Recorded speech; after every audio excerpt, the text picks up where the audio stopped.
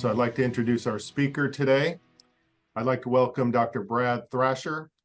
Dr. Thrasher is an associate professor of pediatrics in the Division of Pediatric Endocrinology, and he's also the physician lead of the Christensen Family Sports and Activity Program for the Wendy Novak Diabetes Center. Additionally, Dr. Thrasher serves as the director of the Wendy Novak Diabetes Institute for the Pediatric Division, and he enjoys partnering with patients and families who live with diabetes and empowering them with useful tools and knowledge so they can fulfill their dreams and aspirations. So Dr. Thrasher, welcome today, and he'll be talking about diabetes technology. Perfect. Thank you, Dr. McDonald, for that kind introduction, and I will share my screen with us. Perfect. Good. So we're good to go. But as Dr. McDonald said, I'm Brad Thrasher. I'm one of the Peds Endo people here at Norton, and I love helping people who have diabetes and also talking about it. And I know that y'all that are listening today probably have, patients that y'all care for as well that utilize technology to manage their disease. And technology has changed rapidly in the last just 5 years. And it's going to change more as we move forward as well. So I want today's session to be as educational and informative as possible. So please, type in all the questions that your heart desires, and I will do my best to answer everything before our time is up today. So with that being said, I'll get going. Said I was going to get going. There it goes. All right. So I have no disclosures to let anyone know about. And our learning objectives, since we're talking technology, we're going to talk a little bit more about the newer tools that are on the market, the continuous glucose monitors, how they work, the current products available to patients. We're going to talk about insulin pumps, how they work. We're going to spend time talking about hybrid closed loop pumps and just closed loop pumps in general, and how they're revolutionizing care of those living with diabetes, and then future directions the world's going to take us in. But before we get going too much, I always like to talk about history. So I always find it fun to know where we've been in the past. So diabetes was first discovered in the 1920s. But when it comes to home monitoring kits, the first one to families really wasn't available to the 40s. So the Clini test came from a company just north of us in Indiana, and it wasn't looking at your blood glucose. It was really just looking at how much glucose you're peeing out. It was cumbersome, but it was the best we could offer patients at that time. So basically a patient would get a urine sample. They would mix it with a little water. They would have a reacting agent, which was typically a copper tablet. They would mix all together. They would bring this solution to a boil. Once it was boiling, they were to turn off the heat. And then 15 seconds after the boil was over, they would compare the color of their solution to a color chart that was provided with the test. It wasn't telling you how much glucose you had in your body. It was just saying there was no glucose in your urine, trace amount, small amount, moderate amount, or large amount. So pretty inaccurate, not precise, just kind of giving you a guide of if you're spilling glucose or not. It wasn't until the 60s that we kind of had our first test strip, if you will, and it was called the dextrose stick. And it was still a cumbersome process. A patient would have to poke themselves, get a decent amount, really a large amount of blood, go on, it would be placed on this dextrose stick, which was kind of like a piece of filter paper. The blood would have to set for 1 minute, and then at the 1 minute mark, they would have to wash the blood off, and then the paper would turn blue. And depending at the 15-second interval, you would see how blue you were then, and you would compare it to a color chart that was provided to you. Again, so it's not giving you a number of how much glucose is in your blood. It's just giving you, again, an approximation of you have a lot, you have, moderate amount, or extremely high amount. So not precise, just an approximation. And it wasn't until the 70s that devices were created that would even read these dextrose sticks. So the head of R&D at Amos in late 60s, early 70s figured out how to reflect light off of the blue strip, and that light would go to a photochemical cell, and then it would turn into a number. So that was kind of the first meter that we could use, or a point of care test, to let us know the value of sugar that was in the person's blood. And then in 72, they created kind of the first blood glucometer. It was called the iTone, and you see a picture of it there. And this device it weighed about 3 pounds. It was the size of a VHS tape. So a cumbersome, bulky device, but it was portable. It had to be calibrated multiple times a day, and it had a 30-minute warm-up time. So not fast in any stretch of the imagination, especially what we have today.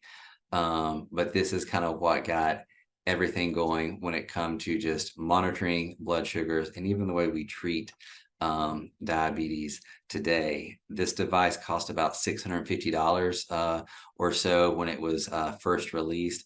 And it was really designed just for physicians' offices, so patients could come in and have their blood sugars checked. The initial thought that they weren't even going to send them home with families. It was just more quick reads for blood sugar when they came into the office.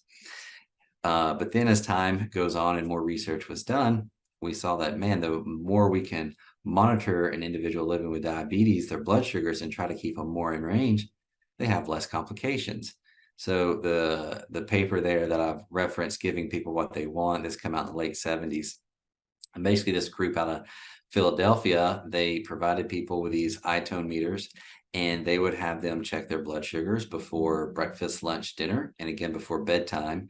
They were real big into technology, this group was. So they actually even did away with insulin syringes, and they used jet injection devices. So they had a device that they created that was needleless, and it would just use pressure to force insulin under the skin. That didn't pan out as well as they had hoped, but what they did find is the more frequently they monitored blood sugars at time intervals, people could alter their dosing of insulin and spend more time in an acceptable blood glucose range, and for sure less hypoglycemic events. So by the 1980s, it became standard of care for everyone living with diabetes to be prescribed a glucometer so they could monitor their blood sugars frequently at home. And then this is just a fun picture from the early 1960s of the first insulin pump. So quite a bit different than what we're currently prescribing to patients. You know, it's the bigger than most backpacks, quite heavy, tubes galore, not a smart pump in any stretch of the imagination, but these were the pioneers that got us going. So kind of cool, because it wasn't that long ago. So going back to glucometers, because again, this was kind of the technology that started everything. First, we just had the colorimetric, just comparing the glucose in the urine or on the blood sugar to just a chart to tell you an approximation of what was going on. And then we had the reflectance meters that came out in the 70s. So we had a value that we could associate to what the blood sugar was. You know, these were improvements, but they were still not as accurate as we had hoped. And, you know, there can always be room for improvement in precision. So then fast forward into the 80s and 90s, we started getting electrochemical biosensors. So now the way most glucometers work, you take a drop of blood, and this is minuscule amounts compared to what we were doing in the 70s. The lancets are much smaller, and you place the blood on a test strip, and then there's a enzymatic reaction that occurs at an electrode, and basically it's just creating an electrical current.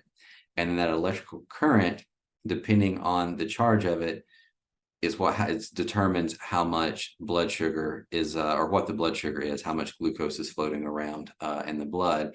So that charge generated equals the glucose level, and that turns into the digital readout that we see on a glucometer. And so here's just a slide of many different glucometers on the market. I mean, if you go to Walgreens, CVS, Target, Walmart, what have you, you can buy a glucometer over the shelf, without a prescription. And you can get them for less than $50. I think a Reliant at Walmart's like $25, $30. The test strips tend to be the expensive piece when it comes to glucometers nowadays.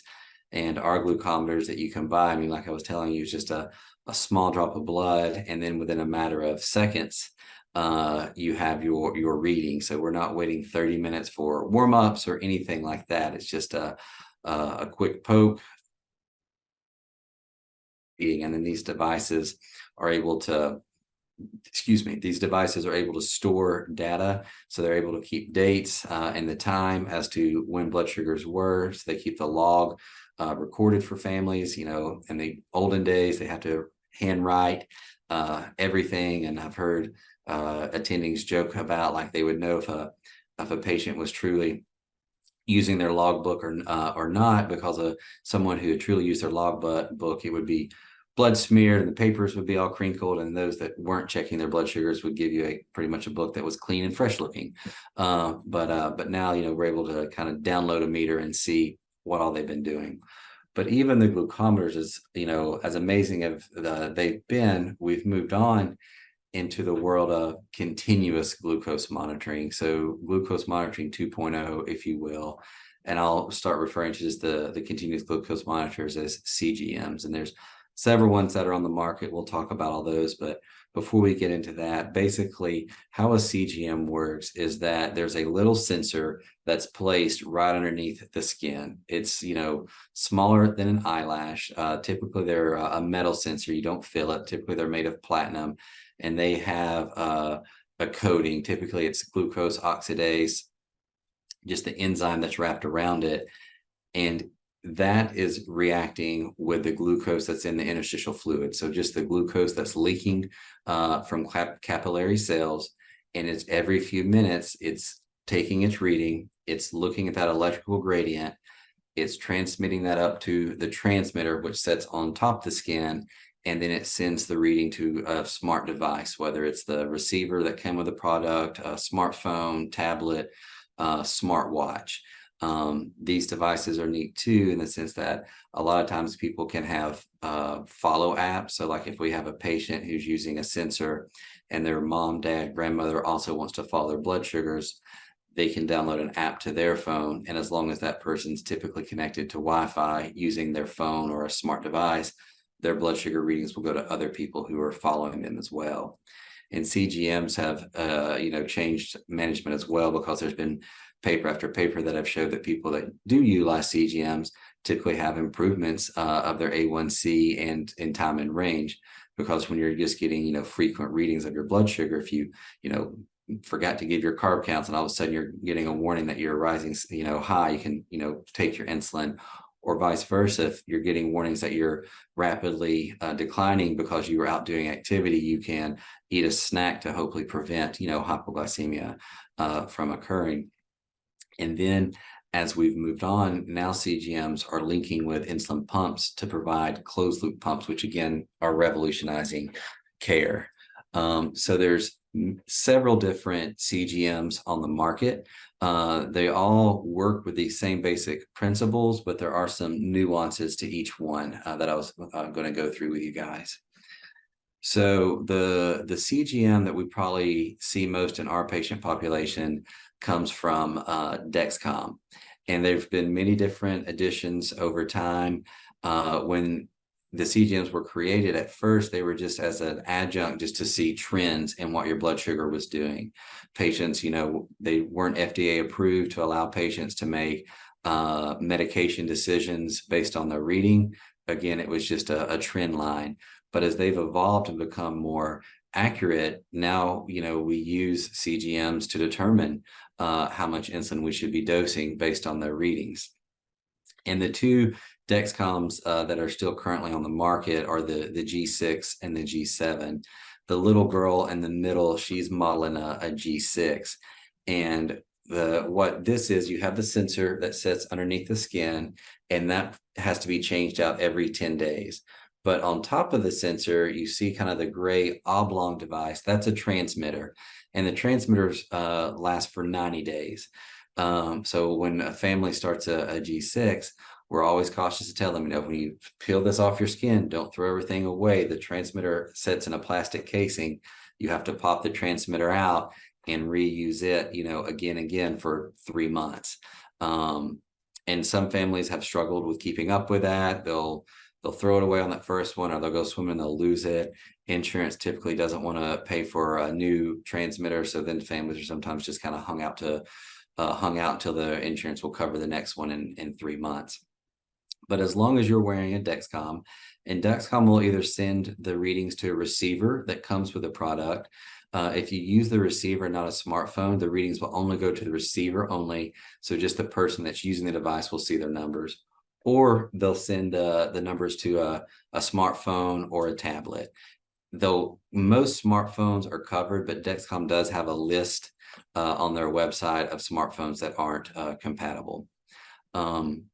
And then once the numbers go into the smart device, then like I was saying, you can have the followers on the Share app that can also follow along too. Dexcom this year released the G7. The big Super Bowl commercial for them was Nick Jonas, who also has type 1, was out advertising for the G7.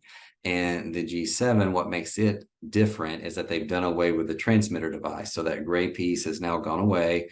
The transmitter is all in one sensor and transmitter. So when they change it every 10 days, they just throw it away and put a new one on. No need to keep up with a transmitter.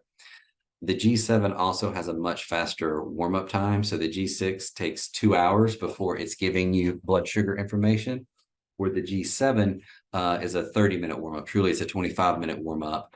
And then it's starting to send out blood sugar readings. The other big thing too is that both products are still deemed 10-day wears, but with the G7, you have a 12-hour grace period. So when it quote unquote expires, if you're out and about at dinner, it's going to give you readings for another 12 hours before it just kind of shuts itself off altogether. The G7 is a smaller and thinner device as well. They're getting about the size of a quarter, a little bit bigger, and thickness wise, probably about 2 pennies, a little bit more. We've not had a lot of patients that's transferred to the G7, with the big reason being that smart pumps have not been FDA approved yet to link with the G7. Their approvals for the G6. So we have a lot of patients utilizing smart pumps who have stayed with the G6 for that reason. The FDA and these companies are working on that approval. It'll probably happen soon, but no set date as to when that's coming out.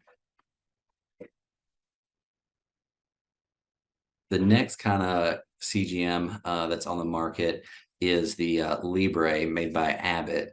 And Libre was designed to be a cheaper alternative for families. So there's been 3 editions of this particular device. And when it came out, it was touted as it doesn't have all the bells and whistles that a Dexcom would have, because a Dexcom is giving you alerts as to where your blood sugar is going. So it's trying to predict 30 minutes in the future. If you're going high, you're going low, warning families. So the Libre came out and said, we're not going to have predictive values. We can lessen the burden of diabetes by less finger pokes. So families or patients would wear a kind of a white circle looking device, and they would call it a wand, and it was the receiver, and you would just wand over it to get what your blood sugar reading was. It wasn't just automatically sending out the readings. You truly just had to take the time, wand it, get your device or reading, and then move on.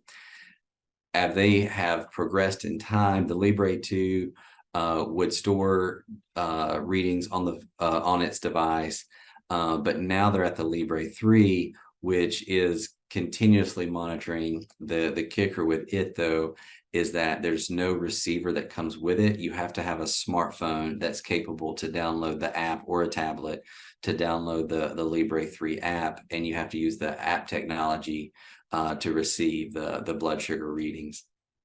It stays in place a little bit longer. It's a 14-day wear versus a 10-day wear compared to Dexcom. about the size of a penny, a little bit bigger, and then the width of it's about 2 pennies thick. So it's a very concise little device. No companies have partnered with Abbott to allow the Libre to work with smart pumps. I've read that they are working on that, but as of now, again, the only CGM that is capable to run a smart pump that's not a Medtronic pump is Dexcom. So that's one of the reasons why a lot of our patients haven't went to or don't use Libres, is because they're, again, using smart pumps. But we do have families, for whatever reason, financial barriers, that might not be able to afford certain technologies, that will go this route just because it's still a cheaper alternative. You can buy Libre 3 sensors with a prescription at like a Costco or a Walmart for approximately $100 a month for the sensors. The next system is Medtronic. So Medtronic CGM is called the Guardian. They're up to a Guardian 4 now. It's not been heavily utilized by our clinic, with the reasons being that it's a shorter wear time. It's a 7-day wear versus a 10 or a 14. And people utilizing technology like stuff to, once it's in place, they like for it to stay. So the shorter days has kind of hurt a little bit there. The other thing is that historically it has required continued calibrations. Dexcom and Libre were faster to leave the required calibrations than Medtronic has been. The Guardian 4 is their first one to not require the calibration, and it links with their newest smart pump, the 780 that's on the market right now. It still has, though, a 2-hour warm-up, which is slower compared to the 30 minutes for Libre and Dexcom. And then the last CGM on the market is an implantable CGM, and it's made by a company called Eversense, and they're up to their 3rd generation now. This is only approved for adults, so 18 and older, and it's a different device, again, because the sensor is actually implanted by a physician or a provider underneath the skin, kind of like a implantable birth control, if you will, the same kind of thought pattern there. And once it's in place, they now have approval for it to remain for 180 days, so 6 months. When it was first FDA approved, it was only allowed to stay in place for 3 months. So they've been able to get to 6 months, and they want to prolong that even more, if at all possible. It has a coating that wraps around the implantable device that's got a fluorescent chemical coating, and so it's interacting with the glucose in the interstitial space, and it creates a light that is brought up through the sensor to the transmitter. So instead of having that chemical gradient or that electrical gradient, it's using a light gradient to determine what one's blood sugar is. So it's a little different there as well. There's been, talk and concern of, with these implantable devices, what about scar tissue in these individuals? The companies tried to combat that by saying they've wrapped a small amount of dexamethasone around the implantable device to try to lessen or prevent scar tissue from occurring. Like I said, it's in place for 6 months, but for the first 21 days, it does require calibration approximately every 12 hours, so 2 calibrations a day. After day 21, it has to be calibrated at least 1 time a day, or if the device is telling you to calibrate it, you have to calibrate it for it to continue to work. Again, it's not this particular device is not compatible with any smart pump. The transmitter, which is the black device that you see on this individual's arm, can be removed and then replaced with this special tape that they've designed. And just like it, and then the similar system or similar thought of just every 5 minutes, it's sending readings to a smart device. And that's kind of the overview on CGMs. And then we get into kind of managing diabetes. Before we get to pumps, I just wanted to go over just all the different apps that are available. If you get in the App Store, I mean, there are hundreds of apps that range from helping with carb counting, to data storage collection, to monitoring trends. At this point, I mean, if somebody has thought of it, it's out there somewhere. So there's all different types of apps that people use to monitor their trends, because they can put their activity in, what they ate that day, and what their blood sugars were doing. So this has also helped a lot of people with diabetes to make changes to their insulin regimen, or change the foods that they're going to eat, seeing how their body responds from a blood glucose standpoint. Now, moving on to insulin management devices, there are smart pens on the market. These were created really what I've deemed, for people that want technology to help with insulin doses, keep up with kind of how much insulin they have on board, but do not want to be attached to a pump, whether that's a patch pump or a tube pump. Because this smart pen device, you insert a cartridge of insulin, and then you download an app on your smart device. And on that device, you'll enter how many carbs you're eating, and it does all the math. It determines how much insulin you've had on board from either a previous correction or the last time that you ate, to make sure that we're not, going to stack insulin and give too much insulin to cause a low. It will give reminders if it knows the typical times of your eating patterns. If you don't give an injection around that time, it'll alert you to be like, hey, did you forget to take insulin for your meal? It'll even do reminders on when the insulin is set to expire, so no one's ever receiving, bad insulin. We have a few families that utilize this, but not a lot. But again, it's pretty much a pen device that has a lot of the same capabilities as a pump. It's just you are self-injecting. It's just doing all the math for the individual. And then just a little joke here that Grandpa likes his cell phones big and his insulin pumps big, before we get into insulin pumps. So insulin pumps, when we talk about pumps, there's two types of pumps. We have tube pumps and we have pumps. And a tube pump is a device, they look like, I'm calling it a pager now, of where insulin cartridge sits in the device. There's a plastic tubing that comes out, and then at the skin you'll see an insertion set where there's a little cannula, plastic cannula, sitting underneath the skin where the insulin's being infused. And the way insulin pumps work is that they're filled with short-acting insulin. So when an individual goes from shot therapy to a tube pump, they do away with their long-acting insulin. We have them keep it on backup in case of emergencies, in case the pump fails. But the pump is always going to be infusing basal needs. So that's going to use short-acting insulin, and the pump will have programmed rates at different times of day of what those basal needs are. So it might be, you're running at, I'm making this number up, 0.5 units per hour from midnight to 8 in the morning. And then at 8 in the morning, you might be running at 0.7 units per hour. So it allows for finer titration of what somebody's insulin needs are, but it's constantly giving insulin.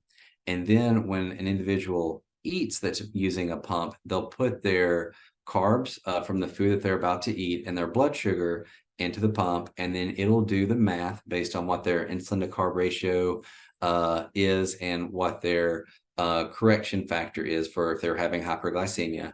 And then it'll determine how much insulin they need to cover that bolus of food they're going to eat, plus extra if their blood sugar is high.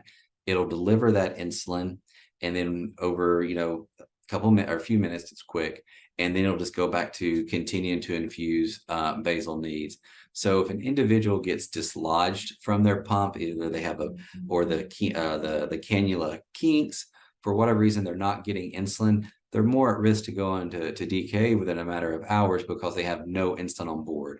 Where if somebody's doing shots, if they're doing a shot of long-acting insulin, that's in their system for 24 hours. Where with an individual utilizing a pump, if they're not receiving insulin from the pump, they're no longer, getting insulin, and again are at risk for DKA. And we'll tell families that if you bolus insulin off a pump, if you're running high and your blood sugar is not coming down, give insulin, the old-fashioned way through an injection, take the site out and change it, because more than likely you have a bad pump site.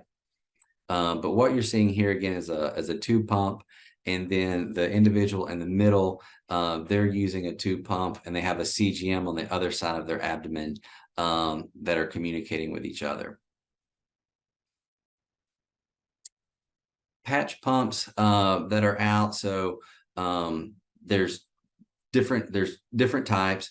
The biggest one that we see is Omnipod. And it's basically just what you're seeing here in the top left of your screen. It's just a pod that's filled with insulin. The pod attaches to the skin in places that you would normally give insulin injections, and then it's controlled by a remote control, more or less.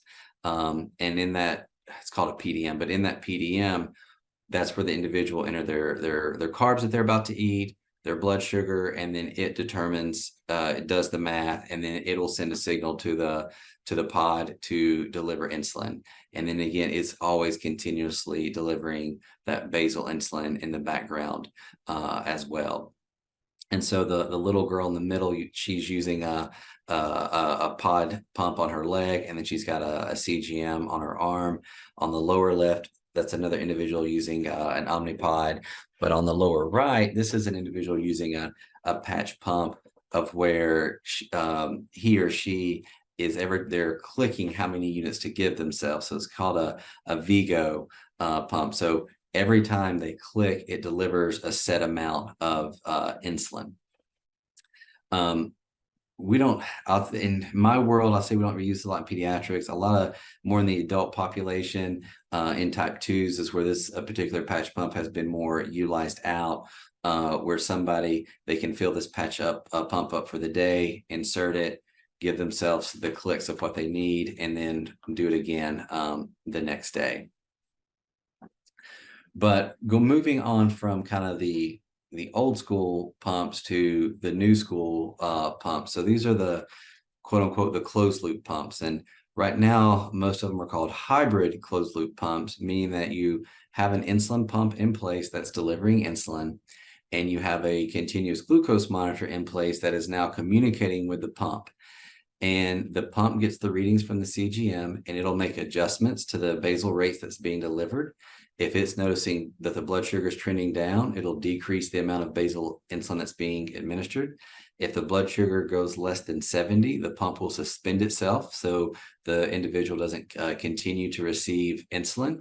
And then when the blood sugars come back up above 70, it'll unsuspend, so that the basal needs are being given again. And it does the basal rates. It'll give more insulin if it notices blood sugars are trending up. Say an individual was off on carb counts, or they forgot to put carbs in their pump and their blood sugars are high, it'll increase the amount of basal insulin it's giving to try to counteract that hyperglycemia. And then with the newer hybrid closed loop pumps on the market, they'll even give a micro bolus of correction insulin. It's typically 60% of what the pump would call for, to give the bolus to help bring blood sugars down as well. Medtronic was the first to release a hybrid closed loop pump in about 2017. And we thought, oh man, it's here, this is great. And they did change care, but there were so many requirements placed on them with the FDA. A lot of families got alarm fatigue. Their sensor had some issues with it as well. So a lot of people ended up abandoning the system, but it got us going. It was step one. And then other companies such as Tandem and Omnipod have continued to improve upon this technology. So Tandem is a pump that's a tube pump. And if we say that a person's using a Tandem pump with Control IQ, that means that they're utilizing it as a closed loop system, of where the pump is making adjustments to the basal rate based on what the sensor is telling them what their blood sugars are doing. And then if they're staying high, every hour, it'll give a micro bolus to try to help blood sugars down. And I have seen some teenagers who just struggle with carb entries who have had improvements in their A1C and just time in range, just because of the background work the pump is doing increasing basal rates and giving micro boluses of insulin just to improve their blood sugars. And then I've had other individuals that are very regimented and routine with their care who have kind of taken their care to the next level of where they're keeping, their time in range 85 plus% with A1Cs that are in a quote unquote pre-diabetes range, just because of these pumps making adjustments every few minutes based on what the blood sugars are doing. They're called a hybrid closed loop pump because it still has no idea what you're eating. The user has to enter carbohydrates into the pump to receive a food bolus. So in this picture here, I'm showing you the 3 hybrid closed loops on the system. On the left side is Omnipod, and it's called Omnipod 5. It was released earlier this year. It uses artificial intelligence as part of its design to run its algorithms. So it's learning people as they go. On average, it's taking probably 4 to 6 weeks before it really dials in. What a lot of families, and I've personally seen too, is that when the individual goes to sleep at night, that's probably where they get their biggest bang for their buck, meaning that blood sugars run very tight control, typically 110 to 130, just staying within that range of when they're sleeping, when you take all the other variables out. And then when we wake up and we're eating, there's still variables that come along. A lot of families do like this system because as of now, it's the only tubeless hybrid closed loop pump that's on the market. So yeah, we have a lot of families that went with it, especially our toddlers, because tubes get hung on things and get ripped out. The middle picture there, again, is the tandem system. The one on the top is the system that's currently on the market. The picture on the bottom is a system that they're going to be releasing early next year. It's called the Mobi. The pump's about half the size of their current pump. So that you're seeing there, they're comparing it to the size of a quarter. So it's kind of about 4 quarters in a square is the size, and it has a much smaller tubing. It's 5 inches. The differences with it's going to be is that instead of putting your carbs in the pump or programming the pump interface, it's going to use an app on a smart device to completely control the pump. So that'll be coming out next year. And on the far right is the Medtronic CGM. This is the 780s, their newest model. It's approved for kids 7 and older. One interesting thing about it is that their infusion set, most infusion sets, we say change them out every 2 to 3 days. But they've got an extended set that they got coming to the market that's supposed to be a 7-day wear. So I think that's going to be interesting to see how that plays out with it. And then they've also gotten leeway from the FDA compared to Tandem. If an individual, if they feel like the blood sugar is rising high and they've missed putting in their boluses or their carbs for their food bolus, instead of waiting every hour to do micro corrections, it can do more frequent corrections compared to the Tandem tube pump. All these pumps have just revolutionized care because, like I said, we have kids that struggle with carbohydrate entry into their pump, whose A1Cs would have been double digits, who are now running single digits. Not perfect, not at goal, but we're seeing improvement there. And then we have people that are very diligent at managing their diabetes. These pumps have definitely lessened their burden too, and even given them, more time in range and improved A1Cs. And what's fascinating about these pumps too is that these companies have done a good job just with the data that they provide to providers. So we're able to download these pumps, and it gives us pretty much minute-to-minute variations of what the individual's blood sugar is when they entered their carbs. They can put in there if they were doing activity or not. These pumps have different types of modes. They have sleep mode, they have activity modes, and those will adjust the algorithms so that if you're doing activity, you'll take the targets higher, so that hopefully we have less hypoglycemic events that occur during and after activity. The sleep mode on the Tandem pump allows, it says we're going to have tighter control, so it gives it more basal. It allows the basal to work, but it's not doing those micro boluses to help bring down blood sugars, just allowing the basals to do it, which has helped in a lot of people. So we can download a pump and really kind of see what the patient is doing. We can even see if they're late on their carbohydrate entry based on what their blood sugars are doing. So it just helps us make better changes to these pumps. Now, as time's going on, there's kind of fewer changes we're making, like the Omnipod pump.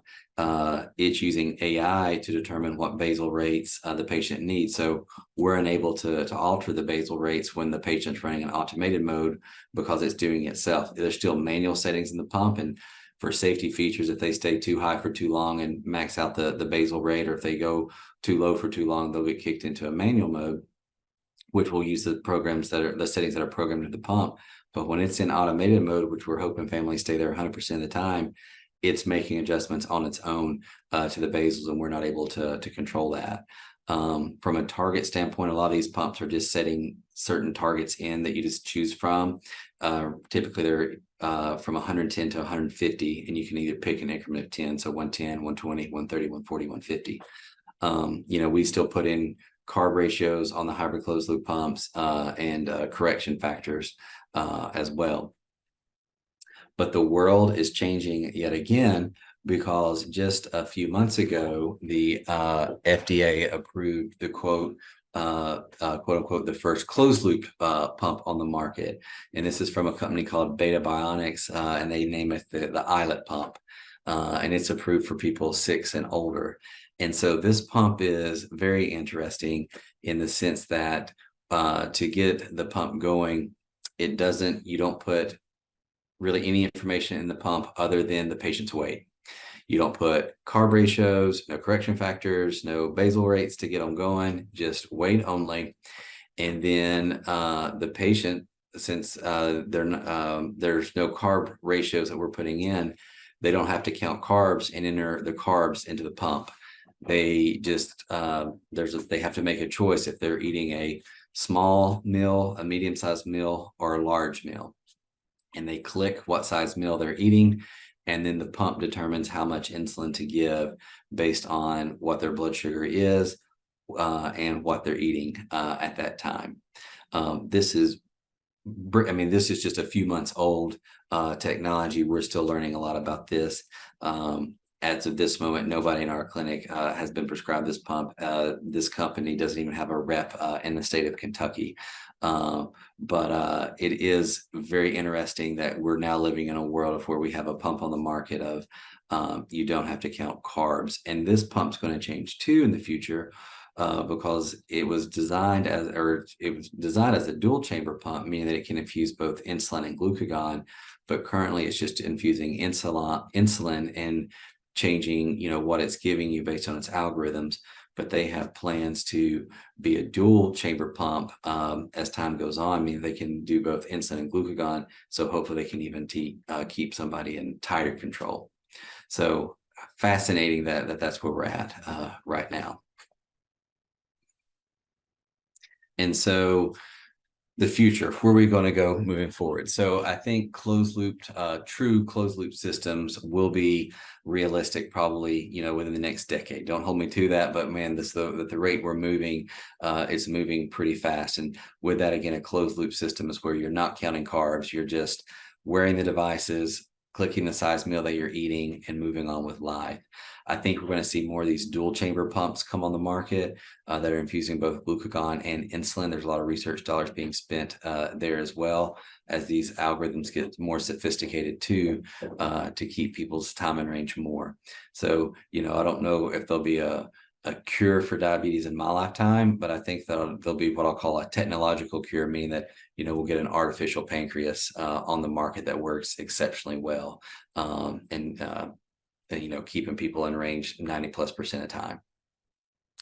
Other things that are coming down the pipeline is continuous ketone monitoring. So we have continuous glucose monitors, but ketones are very important to people living with diabetes, because that's kind of our predictive factor of how sick are we, are we in DKA?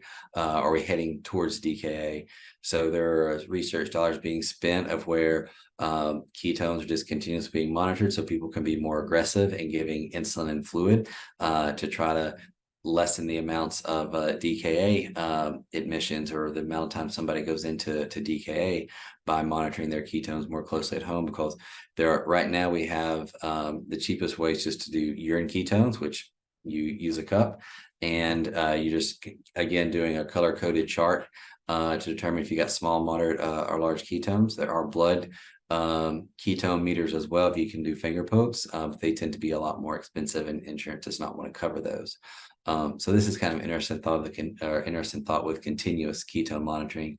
And then with CGMs, they're still invasive because they have the sensor that sits under the skin.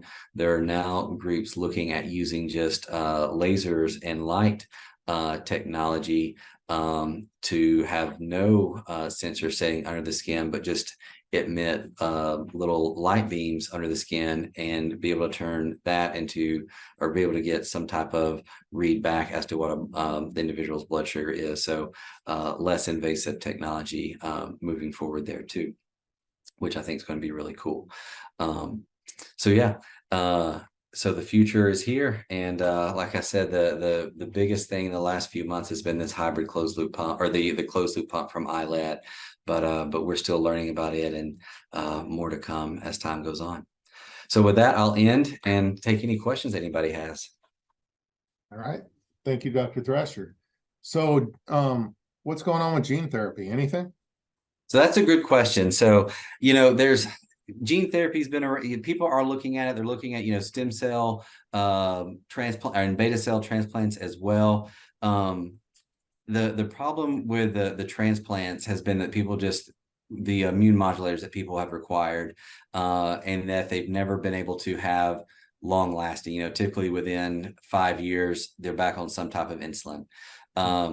Gene therapy, I'll say I'm not as well versed in as the transplants, but we'll see. I mean, gene therapy is revolutionized, I guess, cystic fibrosis and other chronic diseases as well. So it's coming, but we're not as far along as these other diseases, as far as I know. All right. Let's see a question. Could you speak briefly about diabetes type 3? Diabetes type 3. So when you say type 3, are you referring to more like MODIs, or what are they? What are we getting at there? I'll have to ask for clarification here. Let me see if they throw in some clarification, and I'll try something else. Okay. All right. Question. How are insurance companies covering these things? So most of the companies cover very well. So, I'll say that as time goes on, the companies have learned that, man, people do get better results. So CGMs in particular, just a few years ago, before an insurance company would approve one, a patient would have to present 30 days of data showing that they're poking themselves 4 times a day, which was really silly because they would go on this device and they wouldn't have to poke themselves anymore necessarily. So they've done away with that requirement over the last couple of years. And, people at diagnosis, can get CGMs really quickly. Pumps are still a little bit slower. I'm going to say most insurance companies still won't pay for a pump until somebody's had the diagnosis for 4 to 6 months. And their argument is, we want people to know what to do in case their pump fails, have that foundation. So we'll see if that changes as time goes on, especially with these, more sophisticated smart pumps coming on the market. Everybody's insurance plans are different as to what they pay for. I mean, I've had some families that have insurance but their deductibles and out-of-pockets are so high, they say, we have insurance, but we can't afford it. And then I've had other families that will cover, nearly everything. So most are covered, but what is paid for is very plan dependent. And Medicaid? Medicaid covers very well. Medicaid, you're not going to have any problems with. Okay. Interesting. Let's see. And then anything about let's see, is the question about stage 3 type 1 diabetes, or actually type 3, which is still not. I guess, are they trying to get to where they're talking about the stages of diabetes? Are they, because they might be trying to talk like Stage 3 diabetes is like full-blown type 1 diabetes, where you can have stage 2, where you have like positive antibodies, but you have your blood sugars aren't in the diabetes range yet. And that's where some of the immune modulators like toluzumab are coming on the market for that. So I don't know if is that what they might be alluding Here's a to? clarifier. Diabetes type 3 has been referred in the literature to the pre-diabetic state and has been vague. I don't know if it is a real diagnosis. I will say that I've never used the term type 3 diabetes to refer to pre-diabetes. So I'll say if we're using it for pre-diabetes, I'm still using pre-diabetes as my terminology there. I'm not aware of that changing. Okay. Okay. All right. And then so you couldn't, I guess you can't use genes to target like younger kids that still have active cells, or I guess that's not really being done. Yeah, Dr. Madonna, you're getting out of my realm there. Getting out of my realm too. All right, let me see if there's any other questions. And Dr. Winterhurst had kind of expanded on that stage 3, like you had asked about. And all right, I think that's it. Thank you, Dr. Thrasher. That was very interesting. It's shocking how many items are out there, and I'll forever remember that backpack. Yeah, I know, right? It's huge. And now considering it's, this big, crazy. All right. All right, thank you for your everyone. time. Yep, absolutely. Thanks, everyone.